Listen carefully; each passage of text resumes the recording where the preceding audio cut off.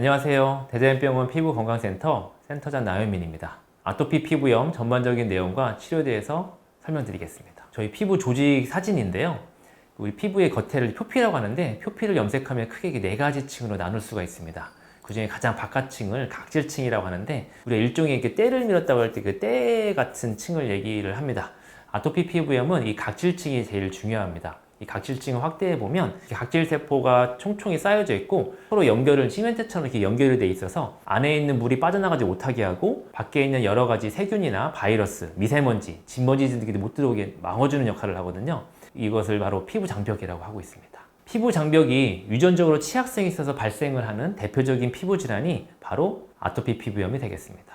아토피 피부염은 생후 2, 3개월부터 시작을 하여 1세 이전에 50% 정도가 발생을 시작을 하고, 5세 이전에 90% 정도가 발생을 시작을 합니다.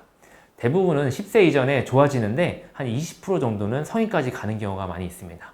성인까지 가는 경우에는 어렸을 때 심하게 아토피를 앓았던 경우, 알러지 수치가 어렸을 때 굉장히 높게 나오는 경우, 엄마 아빠, 부모님이 아토피 가족력을 보이는 경우, 비염과 천식을 동반하는 경우에 성인까지 갈 확률이 높고, 성인에서 유병률은 약 2% 정도로 알려져 있습니다.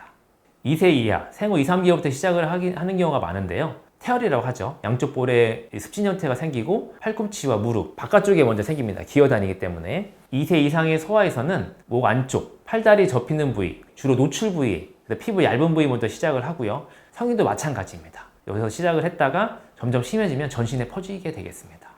다음과 사진처럼 생후 2, 3개월부터 태열 형태로 시작이 됐다가, 소아기에서는 팔다리 접히는 부위에 대진 쪽으로 나타나는 게 특징입니다.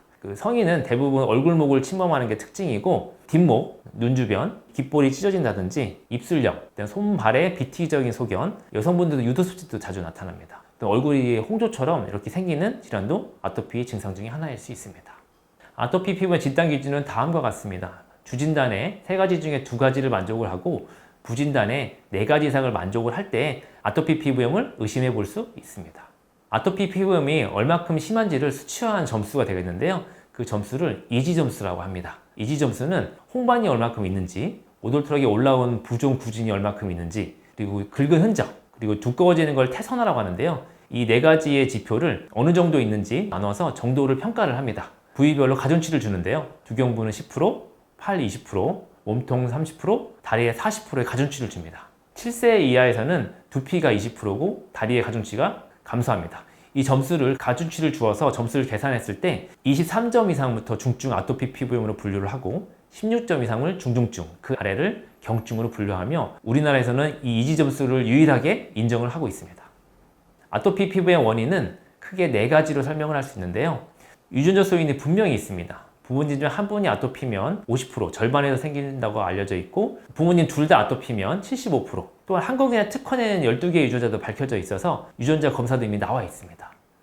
기존에 말씀드린 것처럼 약해진 피부 장벽이 쉽게 무너지면서 밖에 여러 가지 물질들이 닿게 되는 환경적인 요인, 그로 인해서 면역학적 이상 반응이 피부에 표현되면 아토피 피부염, 코 점막에 발생을 하면 알레르기 비염, 기도 기관지 쪽 점막에 발생을 하면 천식, 눈 결막에 발생을 하면 알레르기 결막염, 이 4가지 질환을 아토피 질환이라고 합니다. 정상적인 피부는 알레르기를 유발할 수 있는 물질들이 투과를 하지를 못합니다. 아토피 피부염 환자분들은 피부 장벽이 약하고, 그로 인한 균열이 생기기 때문에 그 안쪽으로 알레르기 물질이 침투를 하게 되고, 그로 인해서 가려워지고 긁게 되고 계속 반복을 하게 됩니다. 그래서 아토피 피부염은 계속 긁게 되면 피부가 점점 두꺼워지게 됩니다. 여러 피부 장벽이 약하고, 그로 인해서 여러 환경적인 요인이 노출이 되게 되면 밑에서 다양한 이런 여러 가지 면역 반응이 보이게 됩니다. 그래서 아토피 피부염은 단순 습진이 아니고 면역, 과잉 반응, 전신 염증 질환이 되겠습니다. 현재까지 전 세계 의사 과학자들이 연구하여 아토피 피부염에 핵심적으로 작용하는 면역 물질들인데요.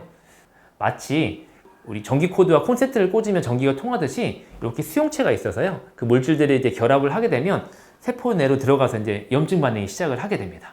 그 중에서 아토피 피부염의 모든 병인에 관여를 한다고 알려져 있는 핵심적인 물질들이 4번하고 13번 물질입니다. 예전에 고시적인 치료들은 전체적인 염증을 막고 면역을 억제시키는 치료로 갔었는데요. 이 치료들이 문제점이 장기간 치료를 못하게 되고, 정상적으로 작용을 해야 되는 면역 반응도 억제를 시켜서 예상치 못한 부작용들이 많이 발생을 해서 아토피 피부염 치료가 되게 답보살됐던 게 사실입니다. 하지만 최근에 나온 이런 치료제들은 그 관련된 물질들만 차단시켜주기 때문에 장기적인 치료가 가능하고 다른 여러 가지 정상적으로 작용하는 면역 반응에 영향을 미치지 않는 치료로 발전되었습니다. 4번, 13번만 직접적으로 차단시켜주는 이런 주사들이 이제 출시가 되었고, 또한 13번 물질만 차단시켜주는 주사들이 출시가 되었습니다. 또한 밑에 달라붙는 1번 물질을 차단시켜주는 이런 알약들도 출시가 되었고, 1, 2번을 둘 다 차단시켜주는 알약도 출시가 되었습니다. 국내에서도 이와 같은 이지점수 16점 이상의 아토피 피부염 환자의 치료제들이 활발하게 쓰이고 있습니다. 아토피 피부염은 좋아졌다 나빠졌다를 계속 반복을 하는데요. 굉장히 좋아져 보일 때도 있습니다. 하지만 이 좋아져 보일 때도 그 피부를 조직 검사를 해서 한번 밑에를 보면 이 면역 물질들이 불이 날 준비를 하고 있습니다. 마치 휴화산 같은 거죠. 거기서 피부 장벽이 약해가게 되고 알레르기를 일으키는 물질이 다시 피부에 침투하게 되면 다시 이제 폭발적으로 발생을 하게 됩니다. 그래서 아토피 피부염의 치료 목표는 아직까지 의학적 수준에서 아토피 피부염을 일으키는 유전자를 바꾸는 치료는 아직은 없습니다. 면역 반응으로 염증이 시작이 되면 현재 그 핵심적인 물질들을 차단을 시켜서 정상 생활을 영위할 수 있는 시간을 넓히는 게 현재 치료 목표가 되겠습니다. 아토피 피부염의 음식 및 환경관리법인데요. 아토피 피부염에는 습도 조절과 온도 조절이 굉장히 중요합니다. 습도는 45에서 55%, 온도는 20에서 22도여야 서늘한 정도가 제일 좋다고 알려져 있습니다. 또한 애완동물들 요새 많이 키우고 있는데요. 특히 고양이나 강아지 털에 있는 비듬이라든지 그 안에 서식하고 있는 쥐머지 진드기들이 아토피 피부염을 유발하거나 악화시킬 수가 있습니다.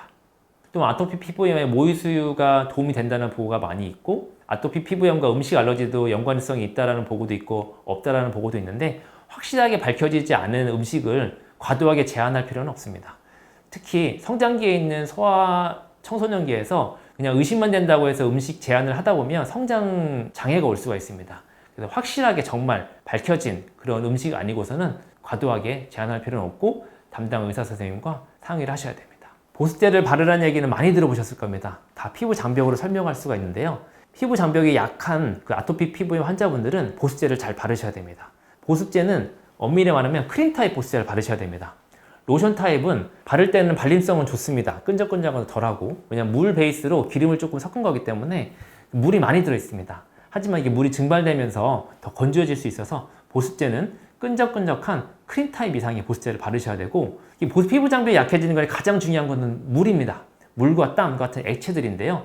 물이 닿게 되면 특히 샤워하거나 땀물만 내셨거나 목욕을 하거나 했을 때는 그 물기를 제거한 후에 3분 이내에 바로 보습제를 발라주셔야 되고, 6시간에서 8시간 간격, 하루에 2-3번 이상은 크림 타입 이상의 보습제를 계속 덧발라주셔야 됩니다. 목욕은 자주 할수록, 오래 할수록 좋지 않습니다. 다 피부 장벽으로 설명할 수 있는데요. 목욕탕에 오래가 있으면 피부가 쭈글쭈글해지지 않습니까? 그게 다 물기가 있게 돼서 피부가 불어버리는 겁니다. 그럼 쉽게 피부가 이제 벗겨질 수가 있게 되겠죠. 그래서 아토피 피부염 환자분들 하루에 하더라도 최대 한 번 정도 하시는 걸 추천을 드리고요. 여름 같은 경우는 땀이 많이 나면 이제 가볍게 이제 샤워하시는 정도는 할 수 있지만, 어쨌든 목욕 횟수를 오래 할수록, 자주 할수록 약해진 피부 장벽이 안 좋아질 수 있다는 생각을 항상 하셔야 됩니다. 또한 떼쓰고는 이렇게 문지르실 수가 있는데, 약해진 피부 장벽을 이렇게 물리적으로 제거하는 효과가 있어서 더 피부 장벽이 안 좋아질 수 있습니다. 또한 뜨거운 물로 이렇게 지지는 분들이 있습니다. 그럴 때 이제 뜨거운 물로 일시적으로 가려움증을 이제 못 느끼는 것 뿐이지 오히려 염증이 더 심해지게 조장할 수가 있습니다. 그래서 목욕 시간은 한 10분 이내로 추천을 드리고, 미온수로 가볍게 샤워하시는 정도가 좋고, 또 이거 타올로 문지르는 것보다는 그냥 맨손으로 그냥 가볍게 샤워하시는 게 좋습니다. 남아있는 물기를 제거할 때도 탁탁탁 쳐서 그 물기만 제거하고, 이게 3분이 넘어가기 전에 촉촉합니다. 근데 3분이 경과 이상 되면 수분이 날아가면서 굉장히 건조해집니다. 3분 이내에 크림 타입 이상의 보습제를 싹 발라주셔야 됩니다. 물로만 씻는 분들이 있는데, 그런 경우에는 피부에 남아있는 기름 성분들은 제거가 되지 않습니다. 그러면 남아있는 그런 기름 성분 때문에 가려움증이 다시 또 유발하거나 악화될 수가 있습니다. 그래서 약산성의 포미 클렌저 같은 걸로 맨손으로 가볍게 이렇게 샤워하시는 정도가 피부 건강에 가장 좋습니다. 쥐머지 진드기에 관련된 내용인데요. 알레르기 검사를 했을 때 아토피 피부 환자분들이 가장 많이 나오는 양성이 나오는 게 쥐머지 진드기입니다. 쥐머지 진드기가 가장 좋아하는 것은 습도인데요. 습도가 75% 이상일 때 가장 잘 서식한다고 되어 있습니다. 그래서 가습기나 제습기를 이용해서 습도는 45에서 55% 유지하는 게 좋고, 다음 자세히 써 있습니다. 저희 학회, 아토피 피부염 학회에서 제시된 내용들인데요. 자세한 내용들은 참고상으로 좀 읽어보시면 도움이 되겠습니다. 또한 반려동물 키우신 분들은 여기에 관련된 알레르기 관리 수칙들이 있어서 참고상으로 보시면 되겠습니다. 스트레스 관리도 중요합니다. 특히 이제 교우 관계라든지 아니면 직장 생활을 해서 사회 생활을 할 때 취업이라든지 아니면 성적, 입시 이런 것들은 이제 스트레스 받게 되는데 낮에는 잘 모릅니다. 왜냐면 외부의 자극이 있기 때문에 가려움증을 못 느끼다가 밤에 외부 자극이 없을 때 이제 이불 안에 들어갔을 때 피부 온도가 올라가면서 슬슬 이제 가려워지게 되거든요. 그럼 이제 긁게 되면 그때는 이제 시원함을 느낍니다. 그럼 나도 모르게 그런 스트레스를 받은 것에 대한 심리적인 그 만족감, 안도감을 느끼게 되거든요. 그럼 이제 자다 보면 이제 계속 깨게 되고 긁게 되고 하면 이제 수면의 질도 떨어지게 되고 가려움증에 대한 역치가 낮아져서 미세한 자극으로도 가려움증이 더 심하게 느껴지게 됩니다. 그럼 이게 계속 악순환이 되기 때문에 스트레스 관리와 수면질을 관리는 굉장히 중요합니다. 예, 면역특이요법이라고 보조적 치료법도 있긴 한데요. 아토피 피부염 단독에는 효과가 좀 떨어지는 걸로 알려져 있고 비염이나 천식이 동반된 특히 진먼지 진드기에만 강양성이 단독으로 나오는 비염 천식 치료에는 도움이 많이 되는 것으로 알려져 있습니다. 보조 치료로 인터넷에 여러 가지 나와 있긴 하지만 저희 교과서와 논문에서 제시되는 것은 다음과 같이 3가지로 알려져 있습니다. 첫 번째는 유산균인데요.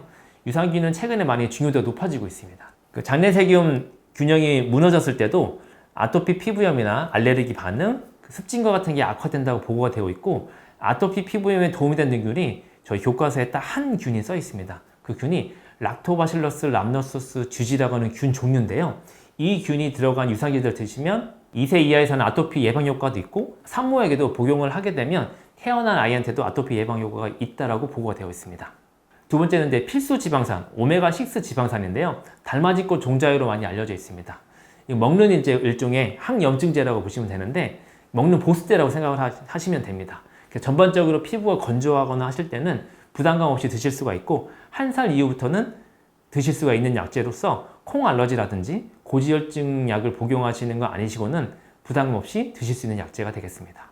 세 번째는 비타민 D입니다. 최근에 이것도 중요도가 높아지고 있긴 한데요. 성인에 있어서 비타민 D는 혈액 검사를 했을 때 30에서 35선 정도는 유지를 하셔야 됩니다. 근데 아토피 피부염 환자분들을 검사를 해보면 한 자릿수 나오는 경우가 대부분 많습니다.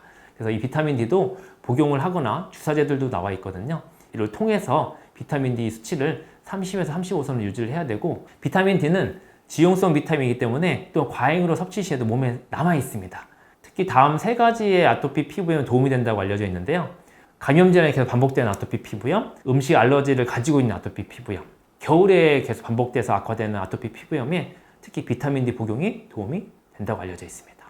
목욕은 매일 하는 게 좋고 미지근한 물로 10분 이내에 끝나시는 게 좋고요. 오래 할수록 피부 장벽이 안 좋아진다. 항상 유념을 하셔야 됩니다. 3일에 한 번은 최소 비누 목욕 하라는 얘기는 물로만 씻지 말라는 얘기입니다. 앞서 말씀드린 것처럼 물로만 씻어서는 기름 성분은 제거가 되지 않습니다. 그러면 남아있는 기름 성분들이 아토피 피부염의 가려움증을 유발하거나 악화시킬 수가 있기 때문에 그냥 매일 약산성의 포뮬 클렌저로 가볍게 10분 이내 샤워하시는 것을 추천드립니다. 목욕 후에는 3분 이내 보습제를 발라주고 하루에 적어도 2번, 2, 3회 이상은 바르는 걸 앞서 말씀드렸습니다. 피부에 직접 닿는 옷은 순면 옷을 입는 게 좋습니다. 특히 니트류, 모직류, 나일론 같은 종류가 피부에 좋지 않습니다. 땀을 흡수를 할 수가 없기 때문에 땀을 배어 있거든요. 특히 니트류 같은 경우는 땀에 배어 있으면 거기에 진먼지 진드기가 굉장히 자라서 아토피 피부의 악화 요인으로 작용할 수가 있습니다. 그래서 옷을 입을 때는 순면 제품을 입으시는 게 좋습니다. 손발톱을 짧게 관리하는 얘기는 손톱 밑에 균이 많거든요. 균이 많은 상태에서 가려움증으로 피부를 긁게 되면 세균이나 바이러스 감염들이 생길 수가 있어서 손톱 관리도 중요합니다. 방 안의 온도는 20에서 22도, 습도는 45에서 55%, 50% 정도로 기억을 하시면 되겠습니다. 예, 아토피 피부의 유지관리 및 예방법은 또 뭐가 있느냐 물어보시는 분들이 있으셔서 이 4가지 기준으로 해서 설명을 하겠습니다. 면역학적 이상 반응이 보이면 약물 치료를 해야 되겠죠. 두 번째, 유전적 소인은 아직까지 의학적 수준에서는 유전자를 바꾸는 치료는 없습니다. 하지만 한국인에 특화된 12가지 유전자로 아토피 예측 유전자 검사는 이미 나와 있습니다. 어떤 분들이 하냐면 부모님들이 아토피가 있는데 아직 내 자녀한테 아토피가 없어요. 그럴 때도 하실 수가 있고 결혼 앞둔 예비 부부들이 또 하는 경우도 많이 있습니다. 그런 경우에서 하는 경우가 있지 치료 목적으로 하지는 않습니다. 환경적 요인으로는 앞서 말씀드린 온도 습도 조절, 알레르기 검사를 통해서 어떤 물질들이 나온 게 있으면 그런 것들은 회피요법 이런 것들을 해볼 수가 있고 피부 장벽 이상으로는 보습도 보호, 그 다음에 올바른 목욕법, 또 먹는 약 중에서는 락토바실러스 람노소스 지주가 함유된 유산균제제를 복용하는 게 되겠습니다. 다음은 저희 병원에서 치료받고 있는 환자분이신데요. 굉장히 심하십니다. 중증도 점수가 50.1, 처음에 오셨을 때는 거의 온몸에 진물이 나서 오셨던 분인데요. 앞서 말씀드린 그 생물학제제 주사를 맞고 있는 분입니다. 4개월 정도 맞으셨을 때 굉장히 좋아졌고 거의 정상 피부로 보일 정도로 많이 회복이 되셨습니다. 이런 사진을 보여드리면 환자 및 보호자분들이 공통적으로 질문하시는 게 있습니다. 그러면 저렇게 치료하면 완치되는 겁니까? 이렇게 얘기를 하십니다. 하지만 의학적 수준에서 아직 아토피 피부염 발생시키는 유전자를 치료하는 방법은 아직까지는 없습니다. 다시 이 주사 치료나 경구약 치료를 중단하게 되면 외부에 있는 알러지 물질은 계속 노출이 되기 때문에 다시 아토피 피부염이 악화될 수가 있습니다. 저희 병원에서 치료받고 있는 청소년 아토피 피부염 환자분인데요. 굉장히 심했습니다. 최근에 그 생물학적 제제 주사를 맞고 4개월 정도 됐을 때 굉장히 많이 좋아졌습니다. 정말 극적인 효과를 보이고 있는데요. 대부분 아토피 피부 환자분들이 잠을 잘 못 자기 때문에 성장기 때 키도 작고 마르고 왜소한데 이 주사가 이제 뭔가 성장을 촉진시키고 하는 그런 주사는 아니지만 그 주사를 맞고 나면 이제 가려움증이 이제 덜하게 되고 조절이 되다 보니까 잠을 충분하게 자게 되고 해서 그 이후에 키가 엄청 컸습니다. 그래서 지금 180 이상의 크기가 크게 돼서 청소년들은 아토피 피부염 치료가 잘 되면 또 성장도 굉장히 좀 도움을 많이 받는 것 같습니다. 소아 청소년들도 요새는 치료가 안전하게 할 수 있는 약제들이 개발되어 있습니다. 현재 국내에 허가된 아토피 피부염 치료제는 다음과 같습니다. 앞서 말씀드렸던 그 치료제들입니다. 그 5가지 약제의 대략적인 소개인데요. 그러니까 적응증, 나이와 용법들에 대해서 안내가 되어 있고 각각의 이제 약제들의 가격들을 소개하고 있습니다. 그 4번, 13번만 차단시켜주는 생물학제제인 두피젠트, 굉장히 유명한 약제입니다. 이거에 대한 보험급여에 대한 설명인데요. 만 6세에서 11세, 그리고 12세 이상부터 성인까지 보험 조건이 약간 다릅니다. 만 12세 이상 성인부터 설명을 드리면 우선 3년 이상 전부터 아토피 피부염을 앓았던 기록이 있어야 됩니다. 예를 들어 2024년 5월에 이 보험급여 조건으로 신청을 할 시점에서 2023년, 2022년, 2021년, 2021년 5월 이전부터 아토피 피부염으로 의원, 병원급에서 치료한 기록이 있어야 됩니다. 3년 이상 기록이 있어야 되고요. 조건 두 번째는 이 보험급여 조건을 신청하는 보험급여 조건 시점에서 최근 6개월 이내에 인정받을 수 있는 국소치료제의 기록이 있어야 됩니다. 여기서 이 국소치료제는 중등도 이상의 국소스테로이드 또는 칼시뉴린 억제제라고 하는 피메크로니무스, 타크로니무스 제제의 상품명으로는 프로토픽이 가장 대표적이죠. 프로토픽, 엘리델 이런 약제에 치료한 기록이 있어야 됩니다. 세 번째는 보험급여 시점에서 최근 6개월 내에 인정되는 약제가 2가지가 있습니다. 사이클로스포린 제제와 메토트렉시탄 제제가 있는데 이 둘 중에 하나 이상의 제제로 3개월 이상, 12주 이상 치료한 기록이 있어야 됩니다. 이 기록이 있어야 되고 이지오시 미달성이라는 건 뭐냐면 예를 들어 아토피 피부염은 처음에 복용 전에 왔을 때 이지 점수가 40점이 나왔습니다. 경구약을 했을 때 증상이 좀 좋아지면 점수가 떨어지겠죠. 그러면 이지 40점, 40점에서 50% 점수 기준은 20점이 되겠죠. 예를 들어 19점이 됐다 하면 50% 이상 좋아진 거잖아요.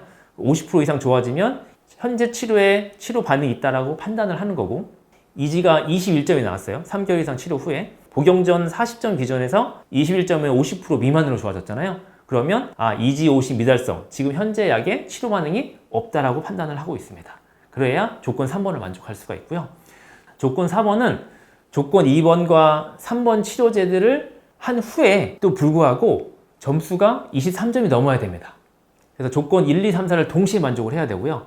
아까 조건 3번에 이지 40에서 21점이 되면 3개월 후에 치료에서 21점이 되면 조건 3번을 만족을 하지만 조건 4번은 또한 21점이 되면 또 안 되는 겁니다. 그래서 결국 이 치료를 최근 6개월 내에 한 기록이 있어야 되며 그 후에 점수가 23점이 넘어야만 보험급여를 받으실 수가 있습니다. 굉장히 까다롭습니다. 두 번째는 소아 만 6세부터 11세까지 보험급여 조건인데요. 조건 1번은 성인과는 다르게 1년 이상 전부터 아토피를 앓았던 기록이 있으면 됩니다. 아까 말씀드렸던 것처럼 2024년 5월에 보험급여를 시작하는 시점이면 2023년 5월 이전에 더 아토피로 진료본 기록이 의원이나 병원급에서 있어야 됩니다. 두 번째는 그 중증도가 국소제제 치료 시점부터 그 이지 중증도가 21점이 넘어야 됩니다. 그리고 조건 세 번째는 국소치료제, 인정되는 치료죠. 앞서 말씀드린 중등도 이상의 국소스테로이드 또는 칼시누린 억제제, 타크로니무스, 피메크로니무스 제제를 4주 이상 치료한 기록이 있어야 되고요. 그걸 했음에도 불구하고 1개월 이상 치료 후에 조건 4번에 인정되는 국소치료제를 4주 이상 치료했음에도 불구하고 21점이 넘어야 됩니다.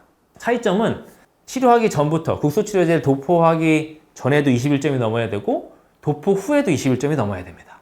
그래서 이 네 가지 조건 1, 2, 3, 4 네 가지를 동시에 만족을 할 때 소아 만 6세에서 11세에는 보호급여를 받을 수가 있습니다. 4번, 13번을 차단시켜주는 두피젠트라는 생물학적 제대는 국내에는 생후 6개월부터 사용을 허가를 받았습니다. 그만큼 안전하다는 얘기죠. 하지만 보험급여는 만 6세부터 받을 수가 있기 때문에 생후 6개월부터 5세까지는 본인 부담 100%로 투여를 하셔야 됩니다. 최근에 13번 물질만 차단시키는 생물학적 제대인 아트랄자라는 제재가 출시되었습니다. 보험급여 조건은 두피젠트와 동일합니다. 림버크라고 하는 그 밑에 1번 물질을 차단시켜주는 경구약제인데요. 보험급여 조건은 두피젠트와 동일합니다. 올해 나온 공문입니다. 중증 아토피 피부염은 그 제시된 기준을 만족을 하면 산정특례라는 혜택을 볼 수가 있는데요. 나이 제한은 없습니다. 나이 제한은 없고 기준은 동일한데 나이 제한 말고는 모든 조건이 두피젠트에서 말씀드린 보험급여 조건과 유사합니다. 산정특례 등록이 되시면 5년간 혜택을 보고 5년마다 갱신을 하셔야 됩니다. 산정특례가 적용이 되시면 두피젠트를 예를 들어보겠습니다. 이 주사 가격이 신약이다 보니까 고가인데요. 본인 부담이 10%로 확 줄게 됩니다. 90%는 국가에서 지원을 받으실 수 있습니다. 5년마다 재등록이 필요합니다. 근데 재등록도 되게 간편합니다. 현재 그 제시되어 있는 그 기준을 만족해서 생물제재를 5년간 투여를 하고 그 이지 75가 뭐냐면 그 처음에 산정특례를 할 때 기준이 23점 이상이잖아요. 예를 들어 이지 23점으로 시작을 했다. 그러면 23점에서 그 주사 등 경구약을 투여하고 나서 보통 4개월 정도의 1차 평가를 합니다. 현재 시점 23점에서 75% 이상 점수가 좋아져야 됩니다. 점수가 떨어진다는 얘기는 효과가 있다는 얘기죠. 75% 이상 점수가 좋아져야만 계속 6개월마다 급여가 연장돼서 인정이 되는 거고요. 이 산정특례 재등록도 마찬가지로 현재 치료하고 있는 그 주사제들과 경구약 제제들이 그 이지 75% 이상 좋아지게 되면 재등록 때도 그 조건만 만족하면 다시 5년마다 계속 갱신이 되는 겁니다. 엄청 획기적인 거죠. 그래서 현재 치료에만 치료 반응이 있으면 계속 국가에서 거의 평생 지원을 해주겠다라는 거죠. 그래서 산정특례를 받을 수 있으면 무조건 받아야 됩니다. 그래서 아토피 피부염에는 이렇게 파격적인 혜택을 주고 있기 때문에 우리 중증 아토피 피부염 환자분들은 꼭 산정특례를 받으셔서 비용적인 부담도 적고 아토피 피부염도 좋아져서 삶의 질이 매우 향상됐으면 좋겠습니다. 이상으로 아토피 피부염 질환에 대한 전반적인 내용과 치료에 대해서 소개해드렸습니다. 영상을 통해서 이해가 되지 않는 부분이 있거나 궁금하신 점이 있으면 진료실에서 설명드리겠습니다. 감사합니다.